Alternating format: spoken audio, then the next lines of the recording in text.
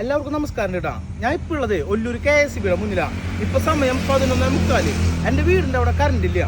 KSEBക്ക് വിളിച്ചിട്ട് അച്ഛനോ ഫോൺ കിട്ടണില്ല. അവരെന്താ ഫോൺ എടുക്കാണ്ടിരിക്കണോ, അവര് റിസീവർ മാറ്റി വെച്ചിരിക്കണോ, നമുക്ക് കാര്യം അറിയണല്ലോ. അതിനു വേണ്ടി വന്നതാ. വാ നോക്കാം. ഹലോ നമസ്കാരം KSEB. നമസ്കാരം KSEB. ഒരു 10 മിനിറ്റ് കേട്ടോ വരും. നമസ്കാരം KSEB. 10 മിനിറ്റ് കഴിഞ്ഞ് വരും കേട്ടോ. ഇത് രണ്ടും കൂടി അടിക്കും, പിന്നെ നമ്മുടെ ഫോണിലേക്കും വരും.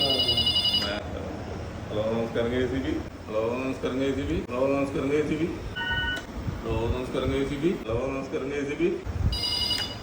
ഹലോ നമസ്കാരം KSEB. ഹലോ നമസ്കാരം KSEB. ഹലോ നമസ്കാരം KSEB.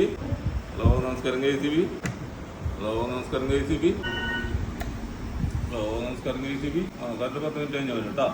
അവരുടെ സാഹചര്യം മനസ്സിലായി നിങ്ങൾക്കിപ്പോ?